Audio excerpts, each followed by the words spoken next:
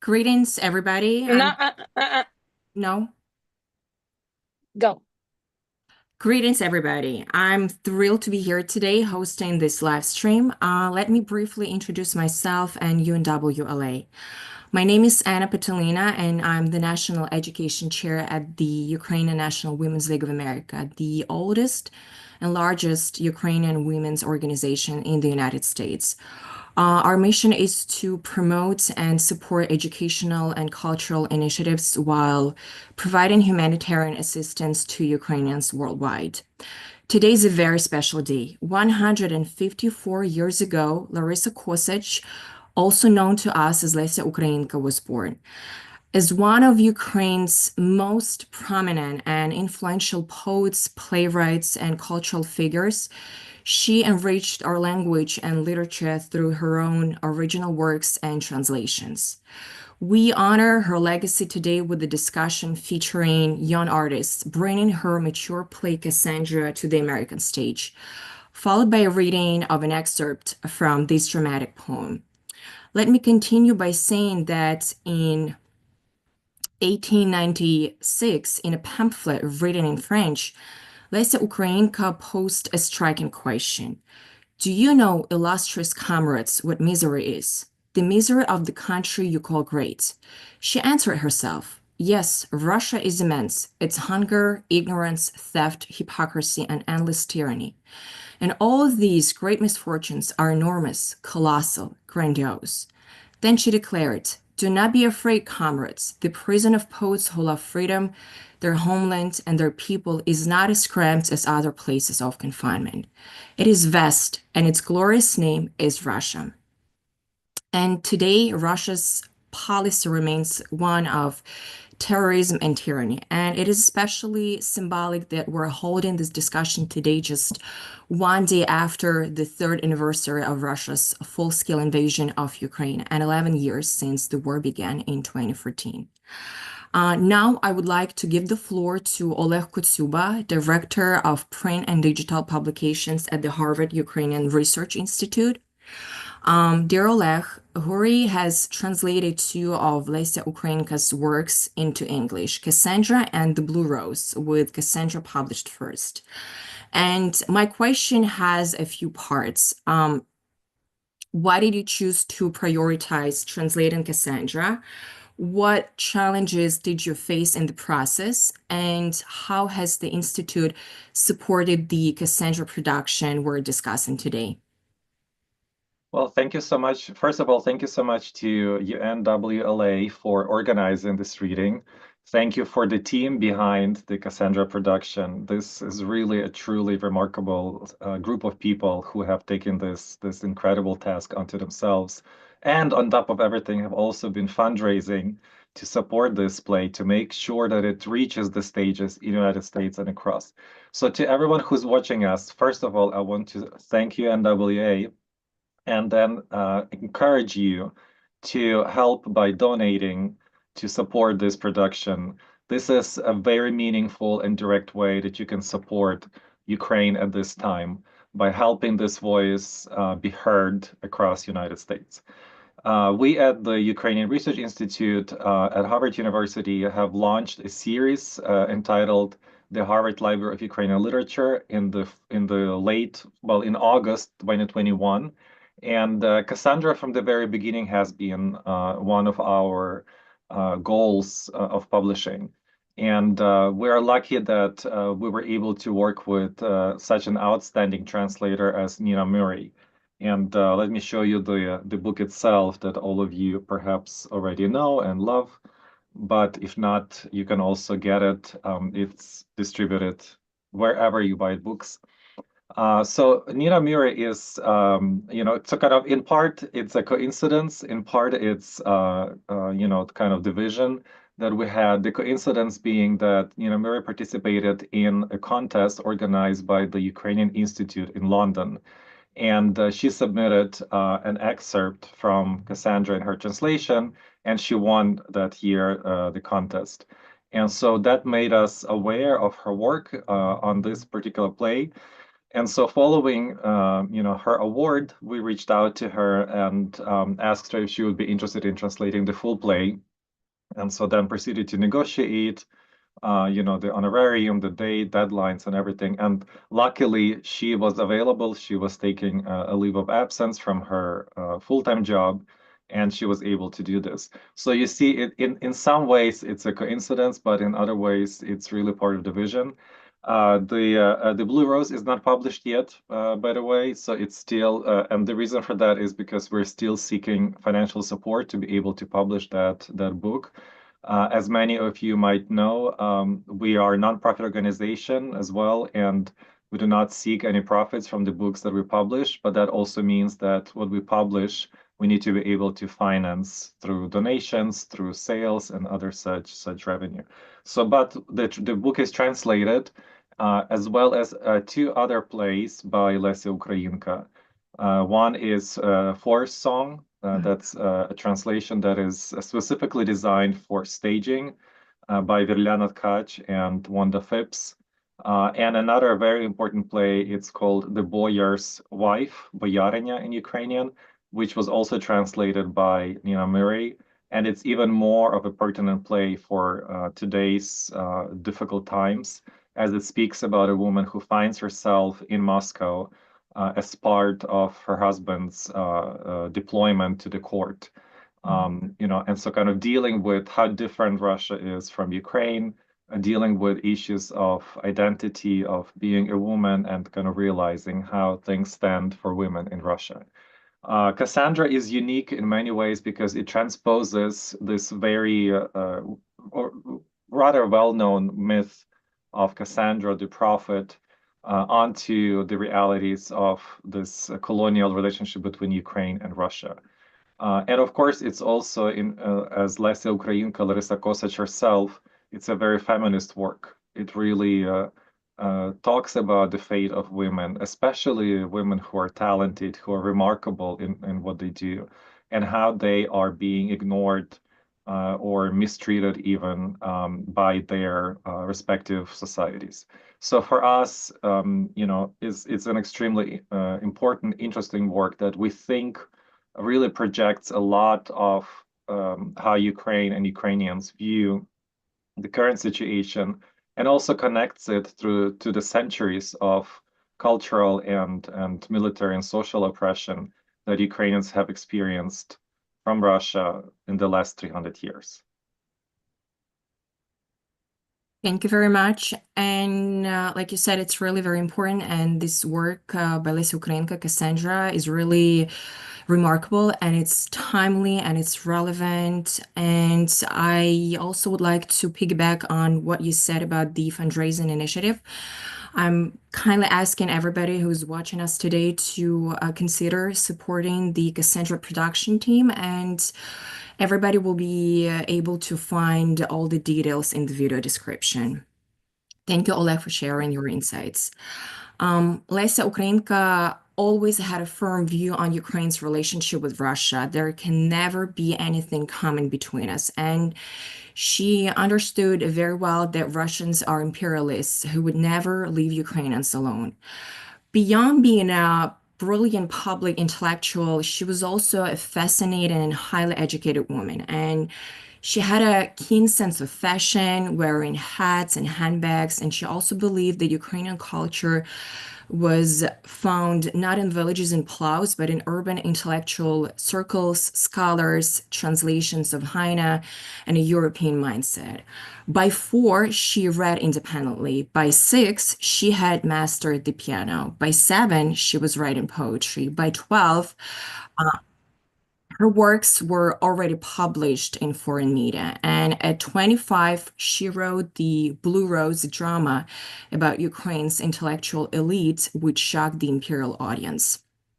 It is interesting to note that Lesia's mother invented words like мистецтво, art, переможець, winner, and полки, ardent, while Lesia herself introduced the words like на провесні in early spring and промінь, a ray of light.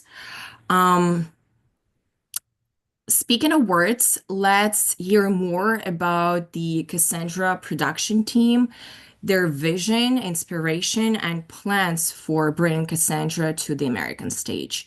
Let me introduce to you Artemis Willock-Wood, a New York-based director, designer, and actor, and a recent graduate of NYU Tisch Drama. They strive to create theater that uplifts trans people in the global majority by spreading joy, love, and queerness. Artemis is the director of the Cassandra Project. There is also Ilya George here with me, a Ukrainian-born, Brooklyn-based theater maker and storyteller. Ilya is a graduate of NYU Tisch School of the Arts and serves as an executive producer of the Cassandra Project. And the third member of the core production team is Caitlin Rowan. She's a producer, stage manager, and dramaturg born and raised in Baltimore. She studied theater and film at the University of Pennsylvania and lives on Long Island. Caitlin serves as an associate producer of the Cassandra Project. Unfortunately, she was not able to join us today, but she's here with us in spirit. So, my first question would be for Artemis. I would love to hear more about your directorial vision for the production. And so, here's the question. Where did you draw inspiration for your vision? Thank you. Hello, my name is Artemis. Um, I use she, her pronouns. Um, so Cassandra is a retelling of the Iliad story and the Trojan War, but it is from the women's perspective. This production uses so many design aspects to help tell the story just as much as the actors do. And we are using projections and live filming to explore how truth is distorted and ignored. Um, our projections designer and I have. Oh, my sound is very low. I do apologize for that. Um, our projections designer and I have been developing a concept where actors are filmed up close and on stage, and they're guiding the audience's focus with unexpected ways. So, in times of war, and media and governments often steer us towards voices that placate rather than tell those hard truths that we need to hear. And people don't want to see death and destruction consistently, which is reality for so many people all over the globe.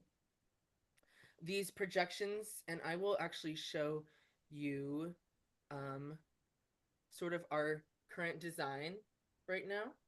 Mhm. Um, one second. So our projections highlight who gets to be heard. And Cassandra, since Cassandra is the only one who tells the truth, Cassandra is not able to be filmed. Her family silences her and dismisses her warnings about the upcoming doom. Meanwhile, the set, right here, it tells a different story about the world is already in ruins, as you can see from these designs. However, the characters are telling us that everything is fine and that Cassandra is overreacting. And we do want to believe them because it is easier. It is convenient for us to believe that we will be okay, even if that is not necessarily always the truth. Um, Destruction is literally right in front of us, and yet we are told that we are okay. This production challenges audiences to question what they choose to see and believe, and not just in the play, but in the world around them. It's it's striking. It's visceral theatrical experience that feels urgent and necessary. This production, I want to explore something that we don't talk about in war. We don't talk about the warnings until it's already too late. Right now in America, we are seeing the rise of fascism, and the signs are extremely clear with book bannings and silencing black and brown individuals and trans people, and yet there are so many people who are staying silent so that they can be comfort. They can be in comfort. Cassandra tells that exact story. It is a woman who sees what is coming, but is dismissed until disaster strikes, and it is too late. The staging is deeply inspired by Ukraine and honors Ukrainians, what the horrors that Ukrainians have faced, from Russia's invasions to in the early 1900s, to the full-scale war that began 3 years ago as of yesterday. We know about this suffering. It is not something that is hidden. We know about it, and yet the world isn't doing enough to stop this. Something that we see again and again, despite we have so much access to what is going on in the world. We see it on our phones, on TikTok, on Instagram Reels, and yet there is nothing being done. And Cassandra's family ignores her warnings, as we do with the truth. And this production asks us to listen and to see and to care, because if we don't, then history keeps repeating itself. That's true, and thank you very much for that answer. And like you said, truth can be scary, and people they prefer, to believe in something they already believed in. So that's really sad. I believe that Lesia Ukrainka's life contributed to your interpretation of the text or the production. Can you tell me more about that? Of course. Um, I actually see Lesia Ukrainka as a Cassandra herself. She wrote Cassandra in 1906, and in midst the war, and she foresaw what was to come. Her words resonate with today because, as history repeats itself, the world continues to ignore warning signs and rising oppression and conflict. Ukrainka's own description of Cassandra, she states in this quote, she perceives misfortune, she being Cassandra, she perceives misfortune and foretells it. Yet no one believes her, for although she speaks truth, she does not do so in a way that people need to hear it. She also knows that her beloved Troy will perish, along with her family and everything dear to her, and she must declare it because it is the truth. And knowing the truth, she does nothing to resist it, or if she does, her efforts are in vain. For deeds without faith are dead, and she has no faith in salvation, nor can she. So this quote really informs our production that Cassandra's warnings and Ukrainka's warnings echo through time, and we are still living in the war world that Ukrainka saw, that Cassandra saw, and the challenges that the audience will face is how long will we let this continue until we decide to do something about it? When will we finally listen? Thank you. Ilya, I'd like to turn to you with my next question. So what excites you most about your collaboration with UNWLA, and how is this collaboration contributing to the production? Yeah. I actually didn't even know UNWLA existed until very recently. And once I found out from Oleg, thank you, Oleg, for connecting us and making this possible. I immediately just started thinking about how important women are to the Ukrainian society right now at home. Ukrainian women are upholding the entire economy of the country. The workforce is just them, and it was just really pleasant to hear that such an organization exists here in America, especially for so long, right? There's, I think, 60 plus chapters in the United States. Um, Yes, that's true. and it's a lot. It's a lot of people are involved, a lot of women are involved. And as Artemis was saying, Cassandra is is a very feminist work. It's full of political angst. And I think involving this community, involving this organization with us, and collaborating on this production is crucial to our success, just because it's it's about women, it's for women.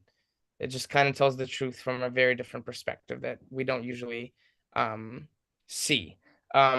That's how I think the production is is the organization is supporting the production, especially with a vast network of union members as well. So thank you for that. Yeah. I do have another question for you.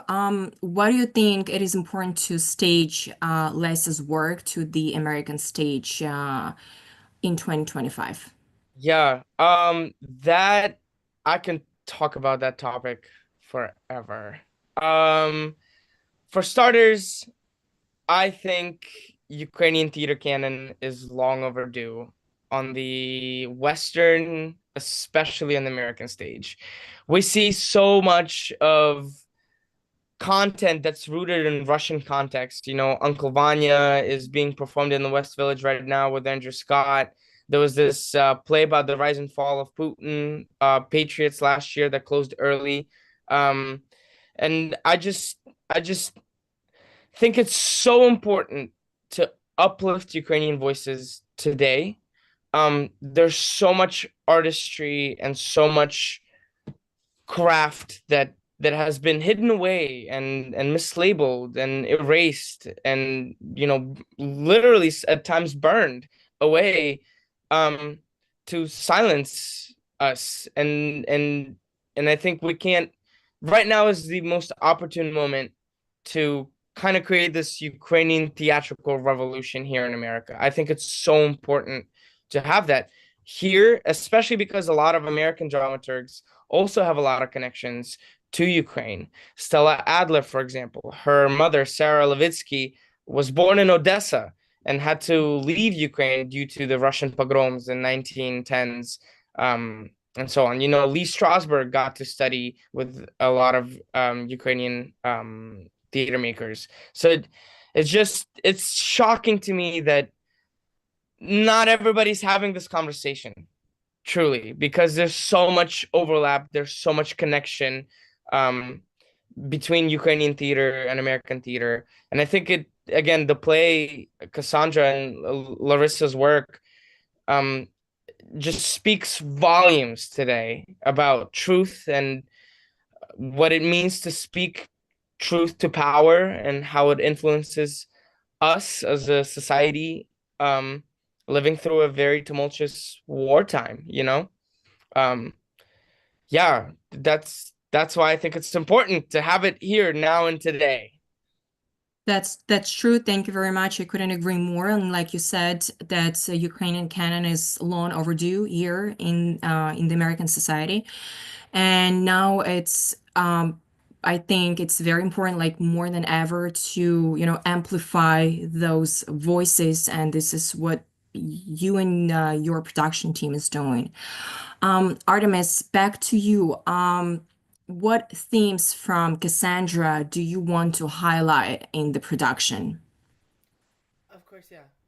We have many themes that we want to talk about. However, there are two main ones. We are focusing on the consequences of willful ignorance, and Cassandra carries this burden of seeing the truth, and her family refuses to acknowledge these horrors that are unfolding around them.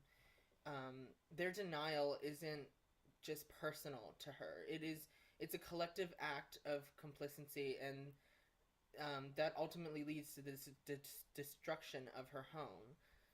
This mirrors society throughout history, and we have ignored clear warning signs until catastrophe becomes inevitable.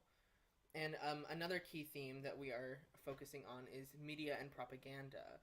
The use of the projections that I talked about earlier and juxtaposing historical and modern conflicts. We want to invite the audience to reflect on how perception is shaped by the media, and Cassandra's truths are dismissed. Much like today's warnings about war and political unrest, we are drowned out by disinformation and apathy. The production challenges audiences to question what they choose to see and who they choose to believe, and what truths they may be ignoring themselves. That's very powerful. Thank you very much. I do have another question for Ilya. Ilya, what has been your process with bringing Cassandra to the stage? Yeah, Absolutely. It's been a long one. We've been working on this for about a year. Actually a little longer than a year. Just a teeny bit, just over that 1 year mark. Um, we went into this. I originally got the prototype of the translated book from Oleg. And I read it once, and then I read it again and again, and I just kind of fell in love with it. And I had a lot of people, including Artemis and Oleg, kind of suggesting that this should be produced. And then I learned about the play being put on by Maria Montague, the original producer of the production in London, and the successes that it had there. And so we just kind of jumped in. We wrote a bunch of proposals. We did all this design work and just lots of meetings and lots of cool people. There's also been instances of just miracles happening. For example, one of the prospective actors that Artemis and I have invited to audition when the auditions come around, I met at a coffee shop while reading Cassandra, and she's Ukrainian. I heard her speaking over the phone, and I introduced myself, and we met. And it turned out that she also performed Cassandra in Kyiv and Lviv in Ukrainian, the same exact work. So there were so many signs that from life that just kind of pushed me in that direction. That it's just life was just telling me to do it. I don't know. We were supposed to produce it in December of 2024. However, after extensive debating and discussions with the Harvard team, and just amongst us, we decided to postpone it until 2025, especially because doing it in December was going to be difficult, considering that it's, all the students are leaving the United States to go home, international students are coming in. There's a lot of It's the holiday season, and here in US that gets really tricky, and weather is tough. It would have been a chaotic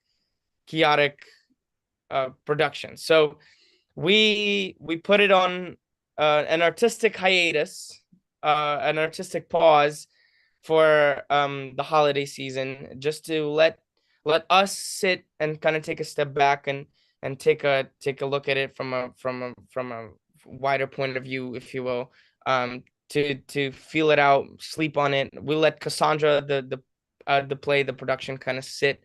The proposal was sitting there, and just let it brew, let it sit there in our minds and let us make sense of it. And then we're now coming back into it headstrong. I mean, we're collaborating with UNWLA, which is I'm still in disbelief that this is happening. Thank you to all for making this happen. We're also collaborating with a couple organizations in New York City. We just met yesterday with the Ukrainian Cultural Festival and these two organizations, Razom and Connect, to potentially make a reading in the fall. Specifically, they're looking at October dates. I'm like giving you the sneak peek into our plans, our schemes, but something to look out for. It's been great, and it's just been a wonderful time. A lot of unexpected surprises, a lot of unexpected things have happened, unforeseen things, people getting sick. Producing is, you always have to kind of exist a step ahead of everything, which is really hard, especially because you have to sometimes you don't have concrete things set in stone, so you have to go off of hypotheticals and maybe plans and stuff. Yeah, that's what the process has been. Very fulfilling. That's what it matters. Very, very.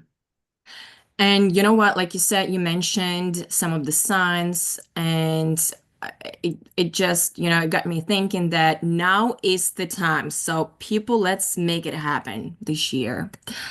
And I'd like to wrap up this block with questions by asking Artemis like the last but not least question. So what does Cassandra represent? How is her character developed over the course of the show? I'm so glad you asked this. Because this actually works perfectly in introducing the next thing. Cassandra represents this struggle between truth and hope. She has a burden of knowing what is to come and the impossible choice whether to speak or to stay silent, and you'll see that in this upcoming scene. At the start of the play, she fully understands who she is, and she knows how she's perceived by her family, and she knows that people dismiss her not because she is wrong, but because her truth is inconvenient. She refuses to let this affect her at first, and seeing that their need comes from comfort in times of distress, which is important. However, her certainty becomes unraveled when her brother, Helenus, who is also a prophet, though perhaps not a true one, we aren't really sure. He challenges her perception of truth. He suggests that truth and falsehood are not black and white, and that people don't reject difficult truths because they want to be lied to. It's that they seek hope, they seek power, they want something to believe in, and this realization sends Cassandra into a spiral that if she has the power to create a better future, does it really matter if she tells the truth or not? This leads the play to a climactic moment where Cassandra faces an impossible decision whether she should give the people what they want and tell them what they want to hear, would offer them hope for the future, or should they tell the unfiltered truth and accept the consequences. And the fate of Troy is hanging on her answer. And in the end, Cassandra's story is not about just prophecy. It's about agency. It's about responsibility and the devastating weight of knowing what others refuse to see. So this next scene that we are about to see is from our two wonderful actors, Jonathan Lorenzo Price and Grace Schenkel. Jonathan will be playing Helenus, the prophet, and Grace will be playing Cassandra, who is the daughter of Priam, king of Troy, and a prophetess herself. So, a brief introduction into the scene. Previously in Cassandra, she is forced into an unwanted betrothal and speaks a vow laced in hatred. Her prophecies take hold as Lydian soldiers refuse to march, fearing their doom, until Troy's leaders twist her words, restoring the army's resolve. Andromache, her sister-in-law, wary of the truth, begs for illusion, but Cassandra, doubting even herself, stands alone, caught between vision and madness. Now she calls on her brother Helenus, seeking answers even she cannot trust. The weight and fate grows heavier, and the gods are silent, but the war marches on.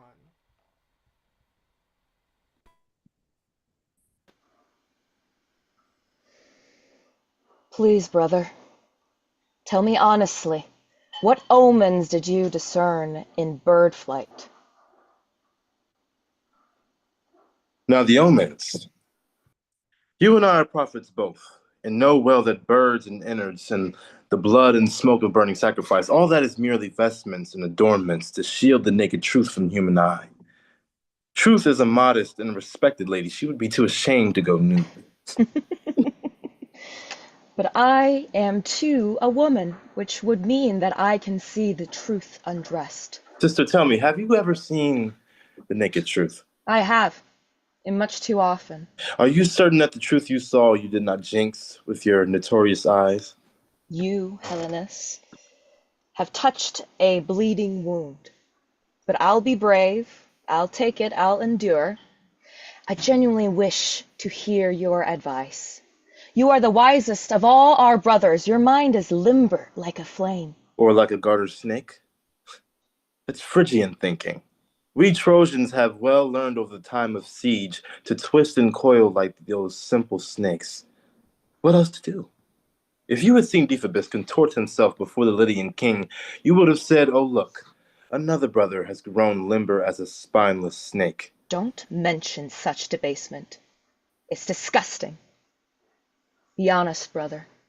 Tell me, as your kin, did you at any moment there believe from watching birds or inners or whatever that match to be our Troy's deliverance? And the Lydians to bring it? That's quite a puzzle, sister. To be honest, I did believe it. And then I also didn't. I don't understand. Just so. When I first saw the Lydian force, spear bristling, numberless, full-hearted, fresh and keen, I did feel certain that the Greeks, exhausted by the siege, war-weary, could not hold out against a king who thirsts for battle. And this I know too, if we had put our faith in Helen's hand, or Polyxena's, or any other woman's, but not yours, we would have won the day. Do you mean to say that all misfortune is Cassandra's fault? Not all of it, but most. Oh, brother. You asked for honesty. I gave you what you asked. But sister, please, I do not blame you. You cannot help it. Gods are the ones to blame for giving you the gift of seeing and denying, the gift of marshaling the truth. Whenever you are visited by visions, you wring your hands. The terror petrifies you as if the Gorgon caught you in her sight. You alarm the people. You make the truth more scary than it is. And folks lose their heads or act without heed when they perish. You say, "I told you so." What would you do? What I've been doing. I wrestle truth. I hope to reign in it. But what about the Mordai? Their will compels the world, but you would change it? Not so, Cassandra. The Morai made it so there's the sea, the ship upon it, and the storms, and rocks, the captain, and the harbor. Hope. Amidst the struggle. Victory. The truth, of course, but also not the truth. Then it is also by design that there be a Cassandra. And a Hellenist to fight her.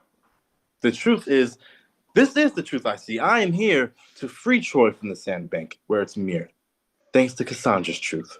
If you would free it with not the truth? What is the truth? And what is not? People call whatever lies will chance to pass the truth. I had a slave who told me my killix had been stolen, while in fact, he didn't feel like looking for it. But while the slave delayed, someone did come and steal the cup. So what was true? And when? A razor's edge divides the lies from truth in hindsight. And in the moment, we have nothing. Well, when someone speaks the words they don't believe themselves, that's clearly not true. And what if he, the speaker, is in error, but doesn't know it? Would that then make it true? But then how do you ever tell them apart? I don't. I let them be. What of your prophecies? What do you tell the people? I tell them what they need to hear, what is useful, what makes them proud. Do you not ever see what it is to come? Inevitable, certain, do you not ever hear the voice inside your heart that says it will be so, exactly so? Honestly? No, never. Then it is very hard for us to understand each other. Tell me, how are you able to then tell the public, God's reveal, I have seen this, or I heard this voice, when all it is untrue? Again, the true and the not the true. Let's drop these words. They're meaningless. Perhaps you think that truth begets the speech? I think it's speaking that begets the truth. And what are we to call such truth that's born of lies? Or will you tell me that you've never countenanced such birth? I have more times than I could count. Word is fertile and bears more fruit than Mother Earth. You just said you do what's useful. What makes the people proud? Why then pretend to be a prophet? What's the use or pride in that? This is the point. If earlier today our fathers, brothers, all the young and old of Troy and its men and women begged the Lydians to come to our defense, it would have been in vain. That army would have said, Cassandra, the prophetess, has hexed this war and marriage. But then I came in, fully vested in my authority as priest, decked out with a seer's diadem. When I raised my silver staff above my head, it flashed like lightning into our allies' eyes. I said, "Silence! I've let fly the consecrated doves. We'll wait and see." All talk and rumbling ceased. I said, "King Oenomaus has displeased Apollo when he failed to pray for his consent to seek his priestess, Cassandra, for a wife. The many-arrowed god let his offense be known in the message from Cassandra. We yet can repair this injury with sacrifice, an offering to Apollo that includes white oxen who had never known the yoke. A hectom.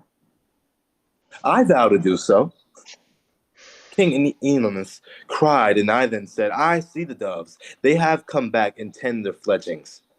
A happy omen for the foray and the match. And with these words, I beat you, my dearest, truth-seeing sister." For how long? We'll have to see. You're right. Out in the field, it's not Greeks who fight against our allies. It's you and I in combat, hand to hand. Hellenist wields courage, and you, Cassandra, come with despair armed. What if Cassandra wins? How will then Helenus explain his untruths? He will say in public, Oenomaus had doomed himself when he set out not having the hectom. Apollo was not satisfied with the king's vow alone. In private, he will reason. One weapon's broken. We'll find another then. There's still more honor in dying armed than weaponless. Then you should have joined in the fight today with steel and helmet, not wearing your diadem. Weapons, men's weapons, are too small for me. Men's hearts, those are my arms. I shoot words, not arrows. A host against a host, that is my duel. I rule in people's minds, my diadem, this staff. These are my symbols of power that's greater than all that of kings. I do not have an equal among these heroes, leaders. You are alone my equal, maybe. Better, and we will fight until one of us is dead. I do not know myself if I would rather best you or lose you to you today. I hate the very notion of that marriage. It's worse than death. I fear it even more than the defeat of our own state. Use the Phrygian thinking, if you have it. Have you not heard how the gods sometimes conceal their favorites in clouds? I have a secret space beneath the altar. When you stand there by my side by side, with Oenomaus to make the proper sacrifice, the offering will sprout smoke, great mass of vapor, stench, and when it clears where you had stood would be nothing. Get it? Shame on you for this advice. Is this an honorable exit? I know it's a safe and a useful one. I would rather fall on a sword. Infuriating Oenomaus, in breaking your word, there will be neither honor or use in that, Cassandra. We are not the same, but we are equal, if not in deeds, then in our ways of thinking.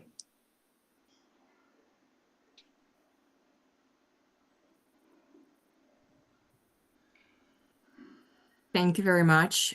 It was extremely profound, thought-provoking, and timeless. I would like to close our live stream with a reflection on Lesia Ukrainka's passing. Lesia died at the age of 42, and her funeral was held in complete silence. No speeches, no words of honor, respect, or gratitude, all due to a police ban. Earlier in 1912, when Mykola Lysenko passed away, demonstrations took place in Kiev, prompting the Tsarist authorities to forbid speeches, singing, and even carrying flowers at funerals. Interestingly, Lesia's coffin was carried to Baikova Cemetery by women only, as a sign of solidarity and respect for the leading women of Ukrainian literature. Thank you all for being part of this live stream today. See you soon. Slava Ukraini!